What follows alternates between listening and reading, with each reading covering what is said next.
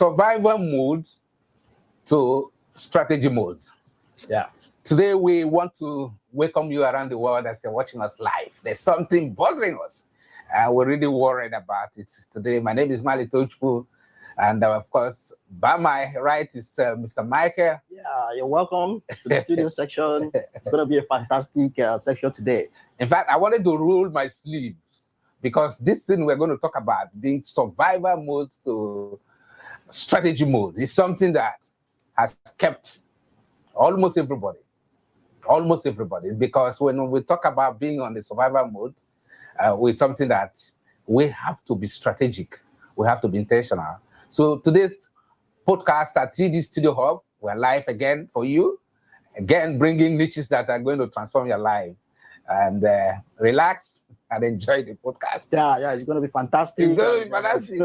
It's something that is really happening across the world and is affecting 80% of people around the world. Yes. So let me give you a background of what we're saying today. We're going to be discussing. It's an interactive session anyway. Don't be too official. This is a normal discussion that we just felt people have been asking us to talk about this. Yeah. You remember? Yes, a lot of people. A lot of people have seen us email, DM us. Why you guys not talking? Seeing this this wahala, in Nigeria. This wahala in Nigeria. So today we decided to discuss about this thing, from survival mode to strategy mode. This is important. Why? Because the day you start thinking about today only, only thinking about how do I eat, how do I pay bills, how do I survive just for today. But life is not just about surviving today. But the day you start thinking about just tomorrow, futuristic, then you know that you have started the journey of growth. A lot of people want to survive, just for today, and just for them to be okay, and eat their daily bread all the time. They don't want to think about the future, the tomorrow, that what is coming ahead. So they just want to be fine for today. So they don't care about what is upcoming. So it has really been something that is really affecting a lot of people. I'm telling you, a lot of people, and I'm telling you. So you have heard from Michael speaking about this thing. It's something that is very deep. Honestly, it's very deep. Most of us come from families who come from a family background. There were no strategic planning, no strategic thinking. They're not thinking about what are there, for us as their children. They just bring us to the world, no thinking on how do we become better in life, how do we grow from where they raised us to become better, prosperous, what they were unable to achieve, how do their children achieve that? So if the day, as parents watching me, the day you start to be intentional in this thing, you will realize that you see your children strategically. That's why you see some people that choose their children, maybe they want them to study law, they want them to become a medical doctor. They want them to become, business entrepreneur. They want them to, to do something around technology or digital space, because most of them do not have that opportunity. So they train them, some of them to become footballers, entertainment industry, and then they are excelling. Why? Because they were strategic. Although there are some exceptional children that become something out of their own curiosity. They become curious in life and they're able to develop themselves passionately. Exactly. And become what they are today. Some are self-made. Some were influenced by their friends positively. So there are some that influenced them negatively. They went into a bad lifestyle. At the end, they regret, and God forbid. For those who are listening to us today, we want to be digging into this thing. And then from a family side, to parental upbringing, and then of course to the political discussions, which is the next side. So what do you see? How do these people that are leading us, is there any way they are using this survival mood to really keep us psychologically? They just want to keep us in one basket. They don't want us to be exposed to certain things, so that because they will not be able to, control us the way, because this is not, what we have now is not leadership. It's just being imposing something on us. So because because there's so many things that we ought to be enjoying, as a citizen, that has a beautiful resources, beautiful, so that we are not enjoying at the moment. So, but psychologically we are being, tortured, and we are being, dominated. That okay, you don't have the right to do this, you don't have the right to do that. Instead of us having a freedom in our own country and in our own environment where we grew up, we're supposed to have this kind of freedom and enjoy all the natural benefits given to us by God. But we don't have access to it. Instead of that, we are still being tortured, even with our resources and all of that. So that was why you see so many people, being destabilized and being disturbed, and they don't have any choice than to just move the chain of that leadership, which is not, to me, it's not a leadership. It's just being controlled, and it's just being, you being tortured in what you are supposed to have freely. So with what we have and the beautiful natural resources that we have, we are supposed to be enjoying, but we are just not being exposed. And by the time we get to be exposed, a lot of things will change, and they don't want those changes. They don't want that transformation. They just want us to be kept in one particular place, so that we can be, be controlled as they want. So and some deep secret will not be able to be revealed. So while you are in one place, you'll not be able to, to know what is really happening, and you will not be able to change the mindset that you have before. Wow, this is very deep what you said now. So does it mean those political leaders, for example, Nigeria, were they intentional in terms of what you're saying? I'm not trying to connect the dot, meaning whatever policies they brings out, or some policies that they bring out, not all policies, to be fair with them, and those who are politicians. So does it mean they are doing that intentional? Yes, that's why I said, we don't have a leadership. We're supposed to have a servant, someone that will serve the nation. But now we are being imposed on so many things that we are supposed to have freely. We have the freedom to be enjoying naturally without any. So even we are still being, tortured on it. We are suffering from all those things. So it is intentional. I can say it is intentional, because that is what we are praying for us to have a good leadership that will serve us. Exactly. Because it's one of the qualities of a good leadership, to serve the citizen. The citizen. So listen, if you're watching us right now, this thing is saying is real, especially in the third world where we live. Most of us were born there, or we have traces, blood lineage traces from those countries. We use Africa, from South Africa to Zimbabwe to Guinea-Bissau, to different, to Cameroon and all that. What he's saying looks like they're doing it. Those in the position of authority are doing that, so that we will not ask sensitive questions. And you see, the day you grow your mind, you have a shift of mindset. The day you transform this mind, the day the majority, say 70 to 50% of the populace of any country in Africa rise and grow their minds, and then challenge those in the position of authority intellectually. I'm not talking about violence. I'm talking about intellectual challenge. The day they start to ask them questions of policy concepts, their manifestos for those in the political groups and all that, and then begin to ask them to their manifestos, the promises they made.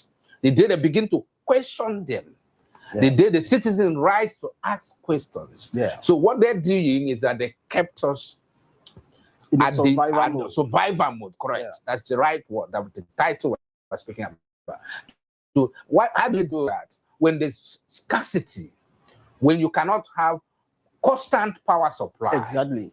Now, to even have access to news, to have access to the information of what they're doing, you are at the dark stage of life, because you are not even aware what are the policies they're bringing, what is the impact of that policy. There's no debate, there's no analysis of people brainstorming, groups, youth, women, main pressure groups coming together, NGOs, to demand for accountability, to demand for explanation. And so when they kept you or kept myself or yourself in that survival mode, when you don't have electricity, when you don't have good road, when you don't have trained stations that are functional and a very modern transportation system, when the cost of living is high. It's very, very high. So when every news you hear is all bad and negative, kidnapping, killing, all kind of evil things, when you begin to hear those news, what has happened? It opens your brain, our mind, and our thought and focus. So we focus on, how do I eat today? How do I survive? You see that what the psychological warfare these guys are waging against you. Psychologically, you are being demoralized. When you wake up in the morning, you want to go out, you can't see transportation, a good transportation system. You can't sit properly in the bus. You don't even have government buses. Like basic amenities. Basic amenities. When you go overseas where you have train, from every stations, you have train, some with full loaded AC. If it is cold, you have heater. If it is hot, the AC is on. And so you elderlies, they have room for them to where they can get inside. Those with handicaps, they created room. Who are the people that did? The government. It's not the private sector that do that. The government provides those basic amenities. So what we see here is politics. Politics without service.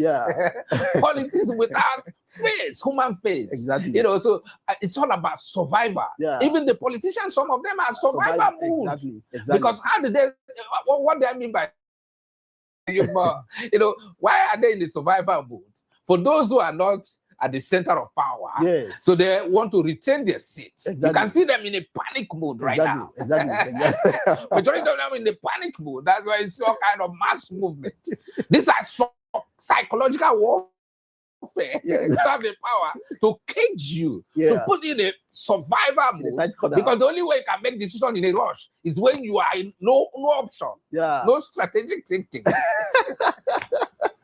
So naturally, because the environment and where we meet ourselves has really changed our mentality and has already activated our survivor mode. So whereas we're not even thinking about what will happen in the next 3 days, you don't know. We're thinking of how to survive now, and how to get out of what is happening. Oh my God. This is monster. This is real big monster. In fact. So it's not just about ordinary people right now.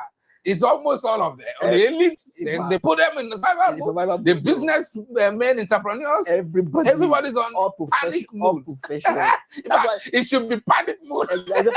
That is why we see a lot of corruption. Every sectors. Because everybody wants to survive now. Whereby you want to have just to live at the moment and just to survive what at the moment. So there's no focus on there's nothing to be strategic. Strategy. No you just want to survive at the moment. No plans. Nothing. So naturally, we are all 80%, 90% of is suffering on the survival mode. Oh my goodness, this is a gory situation. So listen, what we're talking about here is very, very pathetic.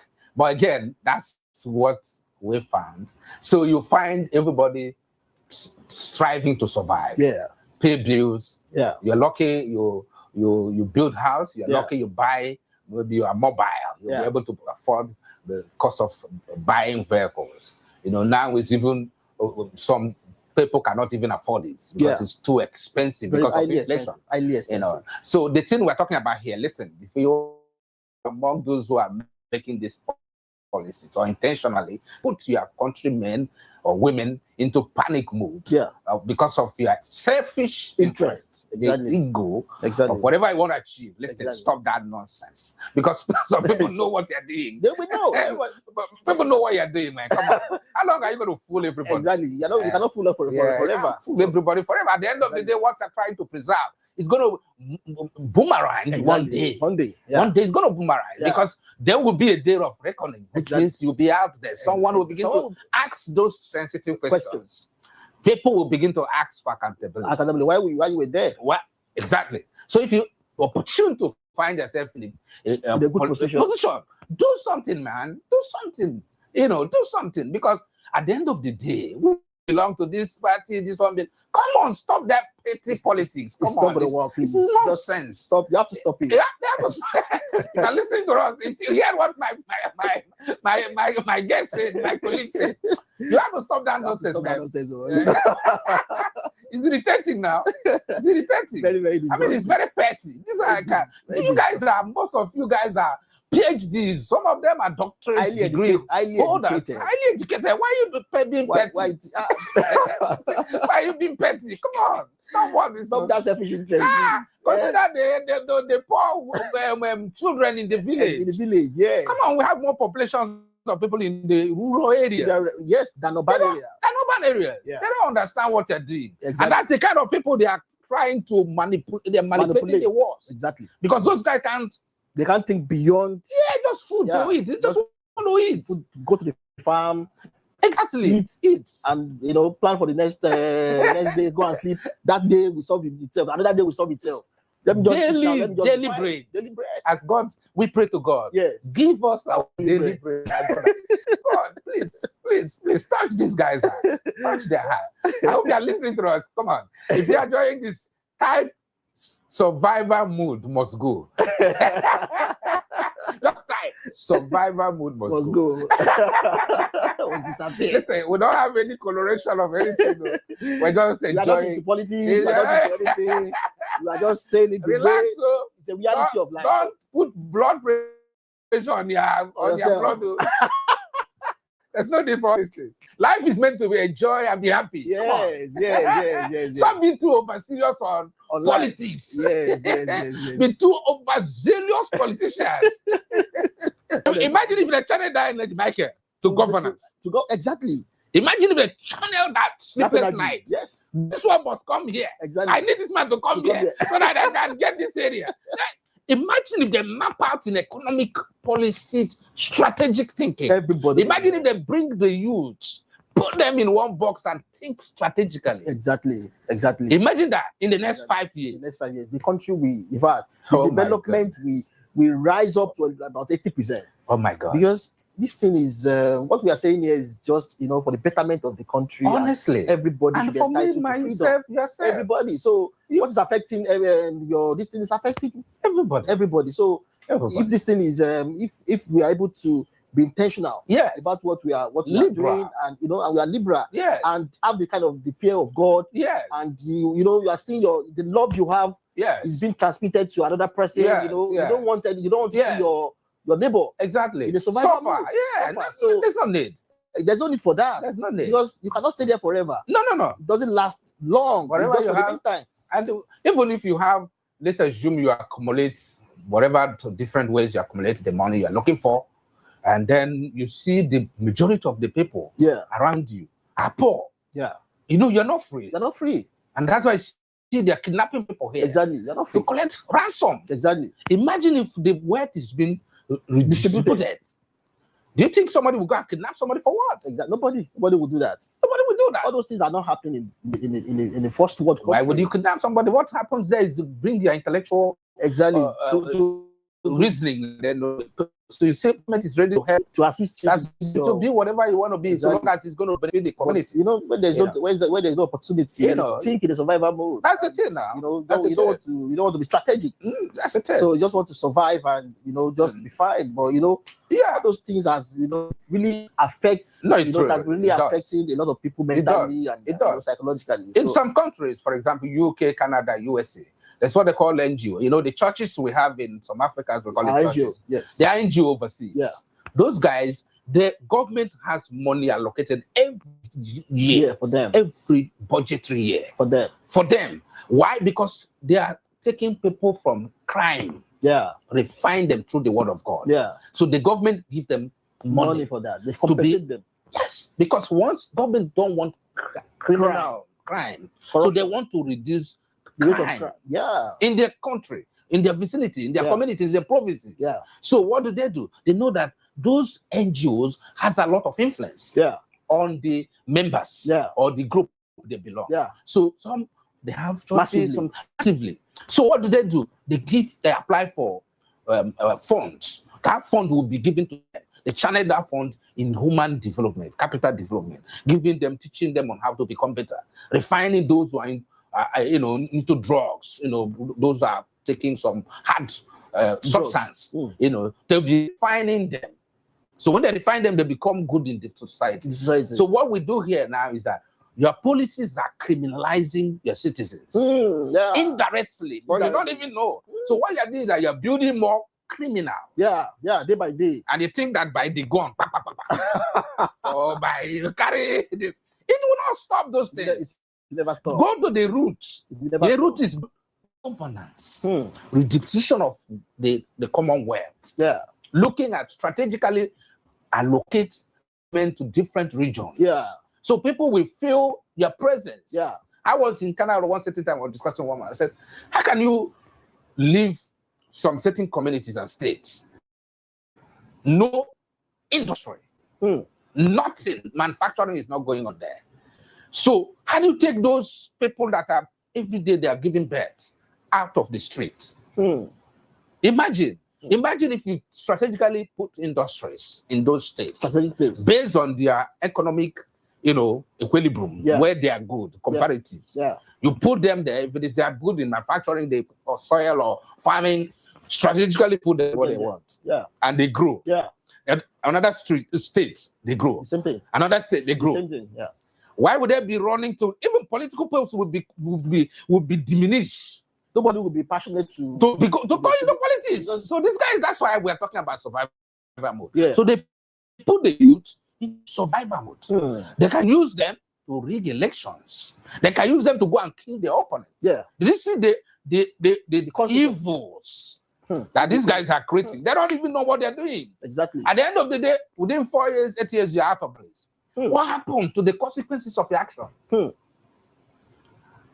Ladies and gentlemen, do people ask questions? It's horrible. Horrible. Terrible. It's better. What we're talking about here should be a national discourse. It's a national discussion. It should be a national discussion. It's something that should shift away their mind from holding on to positions. Think, how can you change what you made? How can people live happy, irrespective of their religion? How can people enjoy what we have? Common things that we have. So, guys, Michael, your input on this, because we are going to be right now. Yes. And we hope to continue this discussion. Probably invite someone to come and share maybe some of them to come and share their input and their perspective of what we're discussing. Because this survival mode, this panic mode that we always have. Right now, everybody's on panic mode. 2027, 2020 this, 2020 that. What are you planning now that will take you to 2027? What are you doing that will take you to 2027? No roadmap. We don't even know where we're going. They said a man who does not know where the rain starts to beat him up will not know when the rain stops. If you don't know where the rain starts to beat you, how do you know where it stops? Right. So, Michael, your perception on that as we wrap up.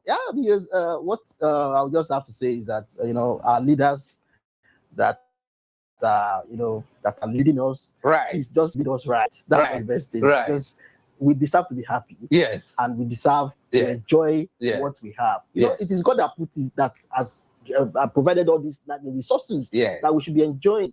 US has their own. That's right. UK has their own. Nigeria has their own. And there's a reason why we are being, born here. So we cannot want to wait. No. It's a place in our country. And one thing is that most of those people that are traveling out of the country are not happy. You know, they don't want to leave their country, but because of what is the situation, the economic situation on the ground, the survival mode. Correct. They want to leave the survival mode. They want to go to upgrade to strategic mode. That's why people are traveling. Please just help us. Lead us right, please. Yeah, I beg with the beg. Please, just help us, please. You see, what he's saying is very profound. A lot of people have left offshore of Nigeria, not because they are happy. Or probably in Ghana, South Africa, and some other countries that are having this docile leaders. You know, so guys, if you're listening to this, and even if in your personal homes, in those who run businesses, and they're still having small mind, because to me, I call them small mind. You know, because if I have a big mind, you should think beyond all these petty things. You know, we're all here. We come from different backgrounds. You're from Yoruba. And so, look at, we don't even remember language. We don't even remember background. What we think about all the time is what is the best thing we can what is your input on this? What idea do you have? You know, and that's what is move you in the marketplace. You know, most of you guys that are, if you do this here in Nigeria and get away with it, go to any countries that you're running to. And bring that mindset there. And they will jail you straight away. Because they don't want you to come and create confusion. You know, because that's what they call, you are talking without even, your behavior, you are talking without being associated with us. They call it tribalism, that you are very racist. You know, it's just by men talking. Like you hear some people listen to them on radio, on TV, and they're like, what the hell is this? These guys are racist in their approach to everything. You know, so when you go over there, they don't care about whether you're black or white. And even if they identify anybody who is being racist, it's dealt with by the system. There's the laws that guide against those things. So if you speak anything negative against somebody because of their race, because of their color, because of their tribe, there are laws that will deal with you. You know, but here people talk maliciously against other tribe, against other religion, and even attack them. And there's no punishment for those things. Come on, man. Come on. Listen, if you are among those in the position of authority, whether from any kind of position, local government, state government, or federal government, listening to us, come on, you can do better. You can don't compromise on any position you're given to. You got a name to protect. Do not say you want to protect ABCD. That ABCD one day will leave you. But your name, your lineage, your history, your legacy, what you left behind is what the world will remember you. Not just in Nigeria or in Africa, but all over the world. Your name will still be remembered for what it did. The great people like Awoz and the rest of Zeke and the majority of them that Nelson Mandela. Yes, exactly. Nelson Mandela and the apartheid policies and the rest of them. Even though they are dead, they still remember them. So if you left it back, you will still remember. You'll be remembered for what you have done. Exactly. So what we're talking about here is a serious matter. We're going to be continuing. This is episode 1. So when we have episode 2, we invite a guest who is going to be looking into this. And hopefully you will follow us, like, share, and don't forget to share. Don't forget to comment. And if what we said resonates with you, please put your comment, question, and then we will respond to you. Definitely. Do have a great day. My name is Wale, and of course, Michael. We love you. And then the crew, we thank you guys for being at the behind the microphone. Thank you. We'll see you in the next episode. Thank you. Oh my goodness, man.